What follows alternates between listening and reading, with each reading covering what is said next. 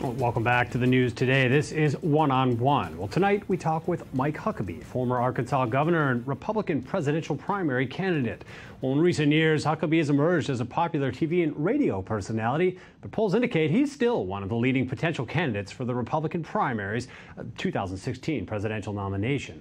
Well, Huckabee, often dubbed the most Zionist Christian politician in the U.S., has been frequently visiting Israel for 41 years and leads hundreds of Christian pilgrimages in the country each year.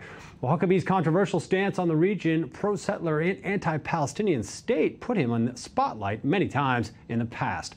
Well, this week he arrived in Israel to attend a meeting of the Knesset Caucus Against Delegitimization, co-sponsored by right-wing NGO Im Tirtzu, and sat down with I-24 News diplomatic correspondent Tal Shalev for one-on-one. Good evening, Mr. Huckabee. Thank you for joining us. Very nice to be with you. Thank you. You're a frequent visitor to the Middle East, but this visit comes at a very turbulent time in the area, with the 3 Israeli teenagers kidnapped and the U.S. Secretary of State currently in Iraq trying to make some order out of the mess. Do you think that the Obama foreign policy has succeeded? Well, it's been a big disappointment to those of us who have followed the Middle East for a long time. For me personally, I've been coming to Israel for 41 years. It's the first time I've really been concerned about the relationship that the United States has had with Israel. And it didn't matter. Democrat and Republican presidents alike have been, I think, very clear, forceful to the whole world that Israel was our ally, our friend, and that was an inseparable relationship. And I'm not sure the world knows that right now to the degree that they need to. And I'm not sure Israel knows that right now. So I want to make sure that we do everything possible to say that Americans clearly stand with Israel, because I believe we do. And we recognize that Israel is a true ally, friend, a mirror of the kind of personal liberty, democracy, and freedom that we so cherish in the United States. And it's the only country in all of this part of the world that gives its citizens that kind of freedom and empowers its women and allows people to fulfill their dreams, argue about their politics. And Israelis are good at that. So I think it's very important that Israelis know that Americans are still with them. We've heard a lot about the bad relationship between the U.S. president and the Israeli prime minister, but how much does that really affect the alliance between Israel and the United States?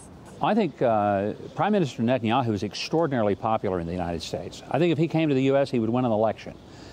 So I don't sense there's any sense of people feeling that the prime minister has shown disrespect to the president. Not any whatsoever. If anything, I think there are many people who feel that he is a Churchill in a world of Chamberlains, that he has been clear, unequivocal in his commitment to saying Iran's not going to get a nuclear device. That's refreshing for us to hear. We don't see that as disrespect. We see it as the kind of courageous stand that we want every world leader to take. In recent months, there have been numerous reports in the Newsweek magazine about claiming that Israel has spied on the U.S. From your knowledge, do these allegations have any base? I'm not aware of any. I know that my own government is snooping on me, according to everything we've learned, that they're collecting my emails and recording my calls. So I'm upset about that. That we know about. And as Americans, I think most of us are quite unhappy about it because we have a system, we have a process. If we're suspected of criminal activity, then you go with probable cause, you get a warrant, but you don't just go snooping around on people's privacy. That's sacred in the U.S., and it should be across the world. It's part of our human rights, and one of the reasons that I think we have great respect for countries like Israel, where people's personal and human rights are treated with respect. That is not true in many parts of the world. You've stated repeatedly in the past that you don't believe in the two-state solution. So what solution do you think Israel and the U.S. should promote instead? Well, the fact is, the reason that it's ludicrous to talk about a two-state solution is you would have to have two partners who both recognized and respected each other, deserving an indigenous homeland that's safe and secure. Palestinians have never accepted the right of the Israelis and the Jewish people to a Jewish homeland, a homeland that is indigenous to them. And I've seen the maps, the Palestinian maps, that don't even have Israel on the map. I've read excerpts out of the textbooks in which children are taught to hate Jews and to live for their death. You can't have peace like that. So I respect that the Israelis have been very protective of providing a sense of sanctity to all the holy sites for all the people of the world. For me as a Christian, when I come here, the scenes and sites that are special to me, the Israeli government protects and gives me access to. They give access to Muslims to see sites that are important to them, and they protect the Jewish sites. I'm wondering, can anybody tell me how many Christian sites are being protected in Saudi Arabia? Can anybody tell me how many churches are being built in Syria? Anybody know of any Christian activity that's being encouraged, in Iraq or Iran? I don't think so. So why shouldn't the world be grateful to Israel for the manner in which it allows people to think for themselves and to believe? I want to ask you a bit about the linkage between Christianity and Zionism. Just last week, the Presbyterian Church voted to divest from companies that do business with the settlements. And we've been hearing a lot of reports of a decline of the support of evangelical Christians of Israel. Should Israel be worried? Israel does not have a problem with most evangelicals that I know. Israel has been the target of a lot of anti-Semitic hatred, and it's irrational. The entire BDS movement is not only irrational and bigoted, but it is anti-Semitic, it's racist. And for the Presbyterian Church to engage in something like this is indefensible and abominable. And it's based on lies, misunderstanding, or maybe, as one person said, disunderstanding, because it's misinformation that's intentional. And I think that's true. There are a lot of people who, for reasons that I don't understand, other than just an anti-Semitic hatred, are determined to see Israel weakened. This makes no sense to me. I want Israel to be strong. It's free. People elect their own government here. That's a good thing. That's what we wished would happen around the world. What America gets all excited about when people vote and they have their purple fingers. And it doesn't work out real well there because the individuals aren't free. In Israel, they are.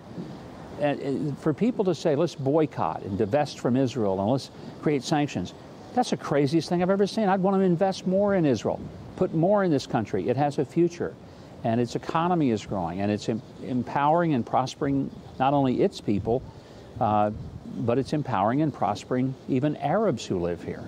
You've been a staunch supporter of the clemency for Jonathan Pollard. Do you think that, given the bad relationship between Netanyahu and Obama, is there any chance? See, it's hard to say because I don't know all that goes into the thinking of this administration. Obviously, they're not calling and consulting me on a regular basis. But I would like to think that there comes a point, and hopefully soon, that we recognize Jonathan Pollard has been more than adequately punished for that which he did. There's no purpose being served by us keeping him. I think his physical and health condition is such that it now becomes a humanitarian gesture to allow him to go free. And there's no downside that I can see for America or the American president. And last but not least, before we say goodbye, did I just have the honor of interviewing the next U.S. president? Do you have any plans to run in the 2016 presidential race? Well, I haven't made any specific plans yet. I mean, I'm open to it, I'm considering it, but I'm a long way from making a decision, and I'm not even really toying with that prospect until we get through the midterm elections this November in America. That's first and foremost, and then beyond that, we'll see what happens. Mr. Huckabee, thank you very much. I wish you a safe trip home. Well, thank you very much, Tal Shalev, our diplomatic correspondent, for bringing us that interview with Mike Huckabee. Well, that wraps up our program today at the news. Today, in our special coverage of the ongoing operation by the Israeli Defense Force to find the 3 missing Israeli teenagers. Again, I'm David Matlin, coming to you from the Jaffa Port in Israel, and wherever you are in the world, thanks for watching.